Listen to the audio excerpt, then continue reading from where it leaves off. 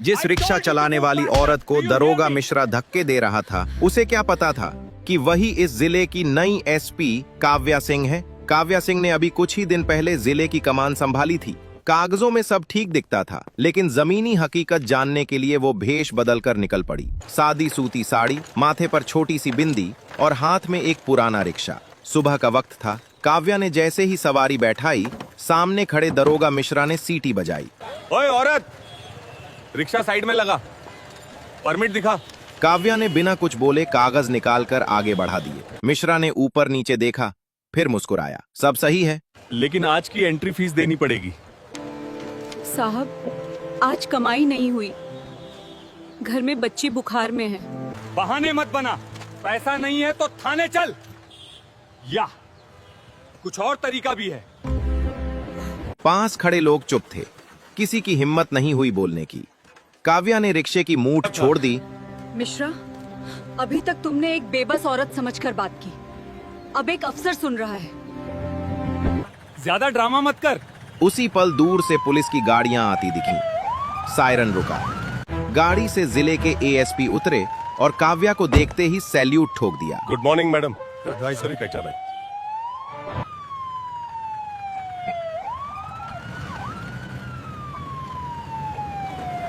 मैं एसपी काव्या सिंह। आज मैंने तुम्हें रिश्वत मांगते, महिला से अभद्र व्यवहार करते और वर्दी की गरिमा कुचलते हुए रंगे हाथों देखा है। फिर आदेश दिया, इसे तुरंत गिरफ्तार किया जाए। निलंबन का आदेश अभी जारी हो। है कोई मई का लाल इस अखाड़े में जो शेरनी को हरा सके? अगर किसी ने हरा दिया तो उसको 1 करोड़ का इनाम मिलेगा। मैं लड़ूंगी इस शेरनी से। तू लड़ेगी इससे तो फिर ठीक है, अगर तूने इसको हरा दिया तो 1 करोड़ तेरे। गांव के अखाड़े में आज कुछ अलग ही माहौल था।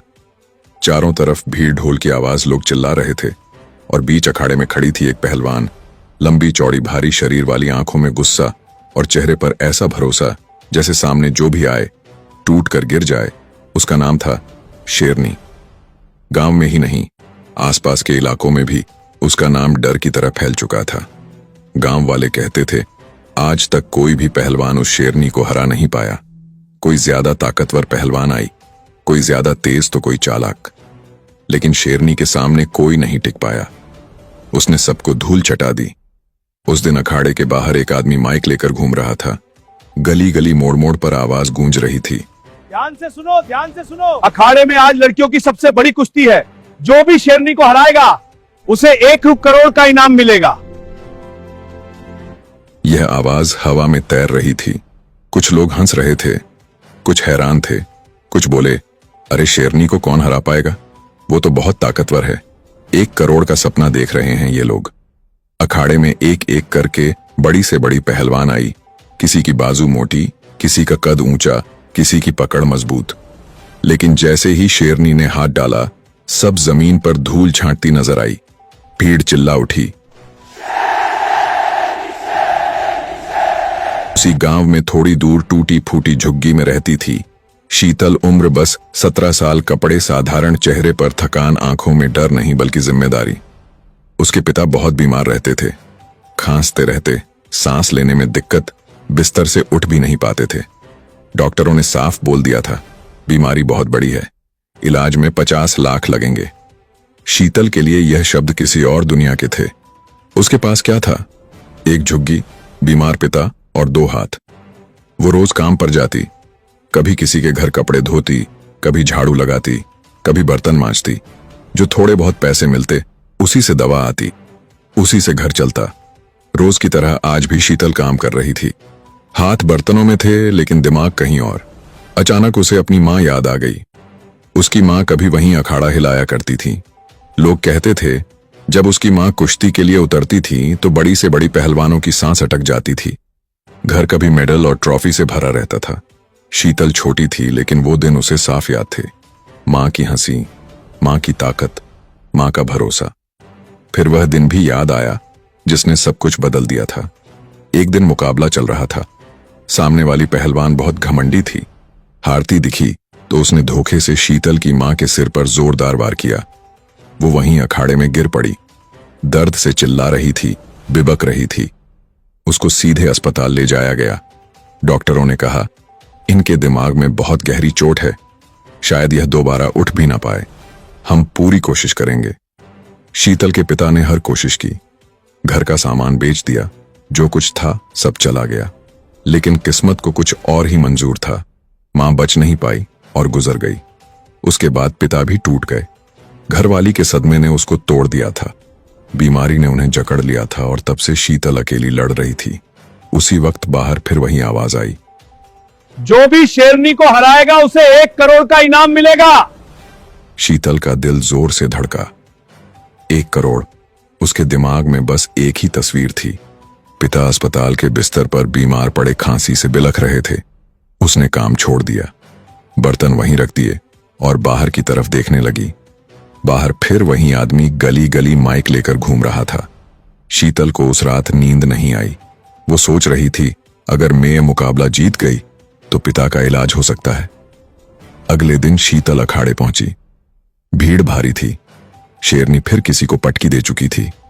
माइक पर अनाउंसर चिल्लाया, कोई मई का लाल इस अखाड़े में जो शेरनी को हरा सके, अगर किसी ने हरा दिया तो उसको 1 करोड़ का इनाम मिलेगा। इसे एक पतली सी आवाज आई, मैं लड़ूंगी इस शेरनी से। सबने पीछे देखा। एक दुबली पतली लड़की खड़ी थी। औरतें हंसने लगीं।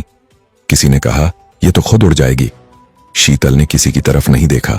उसकी आंखों में बस उसके पिता थे, बीमार, कमजोर, खांसते हुए। अनाउंसर बोला, ठीक है, अगर तू जीत गई तो 1 करोड़ तेरे। शेरनी ने शीतल को ऊपर से नीचे तक देखा और उसके चेहरे पर हल्की मुस्कान आई। वो बोली, ये लड़ेगी मुझसे। मुकाबला शुरू होने वाला था। अखाड़े में सन्नाटा था। भीड़ जो अभी तक हंस रही थी अब चुप थी। सबकी नजरें शेरनी और शीतल पर टिकी थी। शेरनी ने अपनी गर्दन घुमाई, कंधे झटके और जमीन पर पैर मारा। उसका शरीर लोहे जैसा लग रहा था। हर सांस के साथ उसकी ताकत हर सांस के साथ दिख रही थी। शीतल सामने खड़ी थी। दुबली जरूर थी, लेकिन उसकी आंखों में डर नहीं था। उसने मिट्टी उठाकर माथे से लगाई, ठीक वैसे ही जैसे उसकी मां किया करती थी। शेरनी ने हंसते हुए कहा, बच्ची, अभी भी मौका है, भाग जा। ये अखाड़ा खेल नहीं है। शीतल ने धीरे से जवाब दिया, मेरे लिए ये खेल नहीं, मेरी मजबूरी है। अनाउंसर ने हाथ उठाया, शुरू होने वाला है, सबके सब अपनी सांसें थाम कर बैठ जाओ। 1 2 3। जैसे अनाउंसर ने 3 गिने, अगले ही पल शेरनी टूट पड़ी। उसकी पकड़ बिजली की तरह आई। शीतल को संभलने का मौका भी नहीं मिला। शेरनी ने उसे जकड़ लिया और जमीन पर पटक दिया। भीड़ से आवाज आई, खेल खत्म, अब नहीं उठ पाएगी। बोला था ना मत। लड़। शीतल की पीठ जमीन से टकराई। सांस रुक गई। दर्द पूरे शरीर में फैल गया। शेरनी ऊपर खड़ी हंस रही थी। देखा, कहां था ना, भाग जा, ये बच्चों का खेल नहीं है। लेकिन शीतल ने हार नहीं मानी। वो धीरे धीरे उठी। उसके कानों में मां की आवाज गूंजी, पहली चोट से डर मत जाना बेटी। बड़ी पहलवान ताकतता से जीतती है, लेकिन चालाकी से हारती है। शेरनी फिर झपटी। इस बार शीतल ने सीधा सामने से टक्कर नहीं ली। जैसे ही शेरनी ने हमला किया, वो हल्की सी साइड में हटी। शेरनी का वार खाली गया। भीड़ में हलचल हुई। ये कैसे हो गया? शेरनी को गुस्सा आया। उसने जोर से शीतल को धक्का दिया। शीतल फिर जमीन पर गिरी, लेकिन इस बार उसने शेरनी का पैर पकड़ लिया। एक पल के लिए शेरनी का संतुलन बिगड़ा। शेरनी ने पैर छुड़ाया और शीतल को घसीटा। मिट्टी उड़ने लगी। शीतल का शरीर दर्द से भर गया था, लेकिन उसके दिमाग में कुछ अलग ही चल रहा था। उसको वह दिन याद आया जब उसकी मां उसे सिखाती थी, अगर सामने वाला भारी है तो उसकी सांसों पर ध्यान दे, जब वह थक जाए तभी वार करना। शेरनी भारी सांस ले रही थी। उसमें ताकत बहुत थी, लेकिन यह आदत की जीत थी। वो सोच रही थी, यह लड़की 2 मिनट भी नहीं टिकेगी। शीतल बार बार गिर रही थी, लेकिन हर बार थोड़ा सा बच निकलती। भीड़ अब हंस नहीं रही थी, बल्कि शांत थी। लोग अब फुसफुसाने लगे, यह लड़की टिक कैसे रही है? शेरनी ने अब पूरा जोर लगाया। उसने शीतल को उठाने की कोशिश की। शीतल ने उसी पल शेरनी की कमर पर हाथ डाला और पूरा शरीर नीचे झुका दिया। शीतल हैरान रह गई। उसने इतनी हल्की लड़की से यह उम्मीद नहीं की थी। दोनों जमीन पर लुढ़क गई। मिट्टी, पसीना, सांसों की आवाज। शीतल का चेहरा लाल हो गया था। आंखों में पानी था, लेकिन वह दर्द का नहीं था। उसको अपने पिता याद आ रहे थे। बीमार कमजोर खांसते हुए शीतल के होंठ हिले, पर आवाज नहीं निकली। शेरनी ने फिर से ताकत लगाई और शीतल को दबाने लगी। उसका वजन भारी था, शीतल की छाती दब रही थी, सांस लेना मुश्किल हो गया था।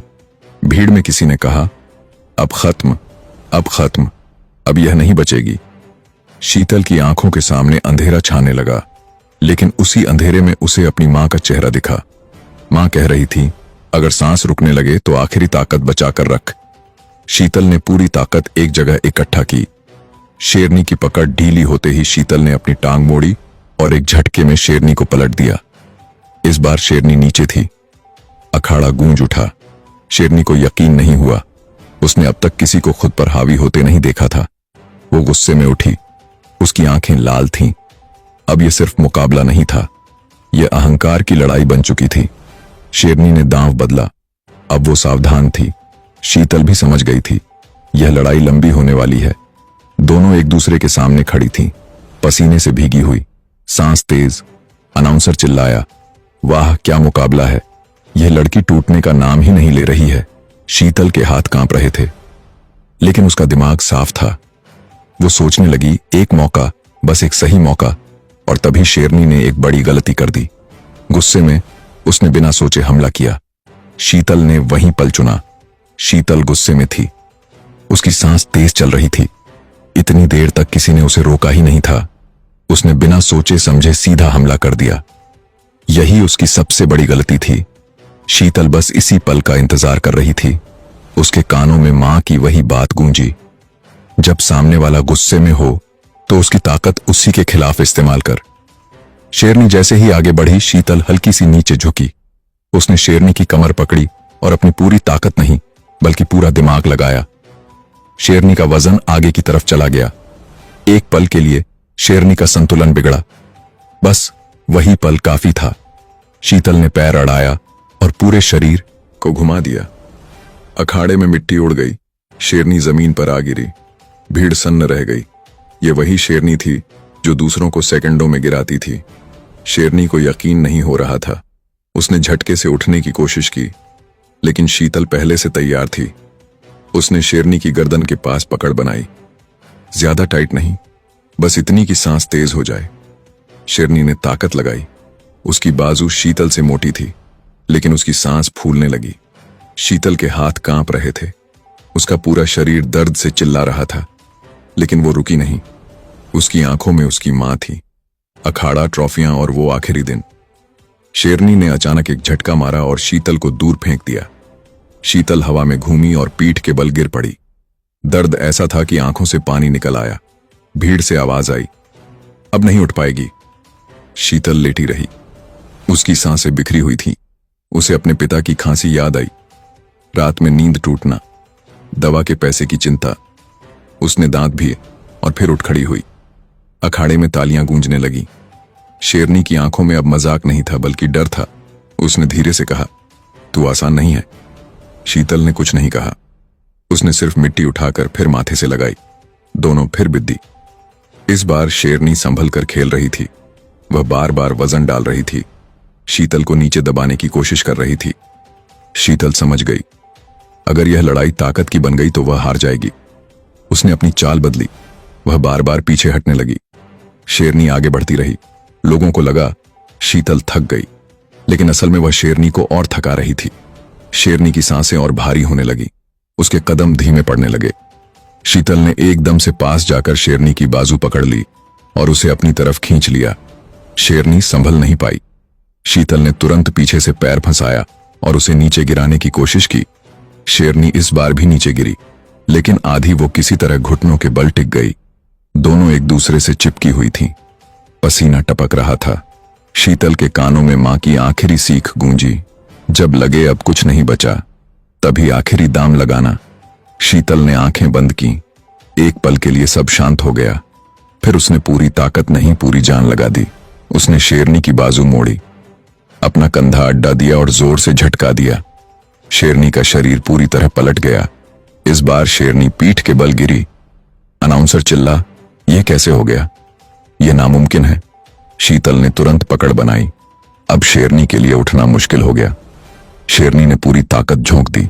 उसकी बाजू कांप रही थी। समय थम सा गया। शेरनी की आंखों से आंसू गिर रहे थे। वो दर्द के थे, थकान के थे और उम्मीद के भी। शेरनी की ताकत धीरे धीरे जवाब देने लगी।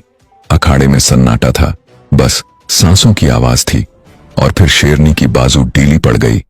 उसको सांस अब टूट टूट कर आ रही थी। अभी तक जो शेरनी सबको एक पल में गिरा देती थी, वो अब जमीन पर पड़ी थी। शीतल ने अपनी पकड़ और मजबूत कर ली। उसके हाथ कांप रहे थे। लग रहा था जैसे शरीर अब जवाब दे देगा। लेकिन उसने खुद से कहा, अब नहीं रुकूंगी, बिल्कुल नहीं। शेरनी ने आखिरी कोशिश की। उसने गर्दन घुमाकर शीतल को डराने की कोशिश की और धीमी आवाज में बोली, छोड़ दे, यह तुझसे नहीं हो पाएगा। शीतल की आंखों से आंसू बह निकले, लेकिन उसकी आवाज मजबूत थी। यह मेरे लिए नहीं, मेरे पिता के लिए है। उसने अपनी पकड़ बदली। ठीक वही दाम जो उसकी मां ने उसे आखिरी बार सिखाया था। शेरनी का सीना जमीन से चिपका हुआ था। अब शेरनी को साफ समझ आ गया था कि यह लड़की ताकत से नहीं, हौसले से लड़ रही है। शेरनी की आंखों के सामने उसके सारे मुकाबले घूम गए।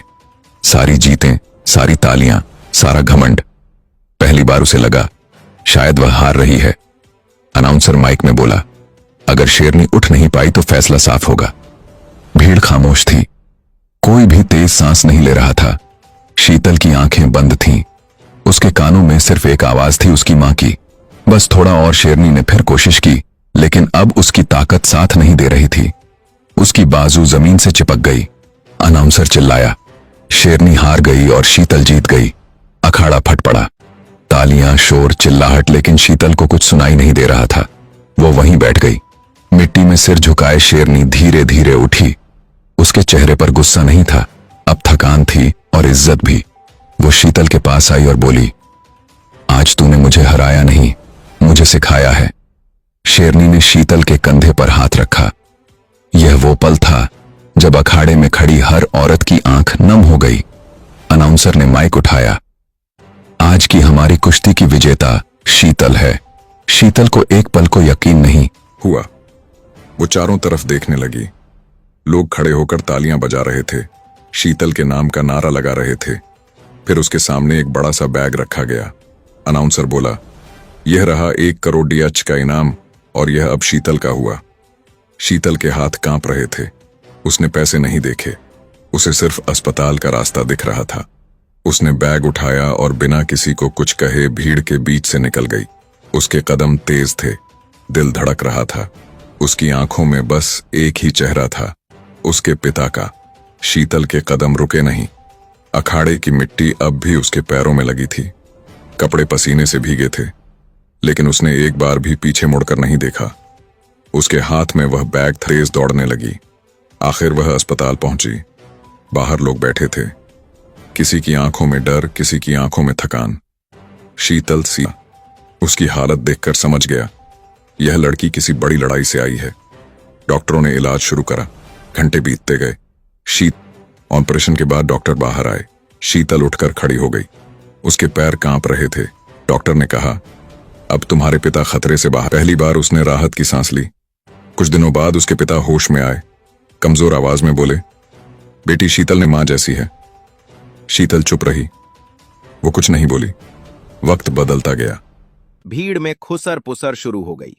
जो आंखें डर से झुकी थीं, उनमें आज पहली बार उम्मीद थी। काव्या ने जाते जाते बस इतना कहा, कानून कमजोर नहीं होता, उसे कमजोर समझा जाता है। क्या काव्या मैडम ने सही किया? अगर हां, तो वीडियो को लाइक, शेयर करें और कमेंट में यस जरूर लिखें।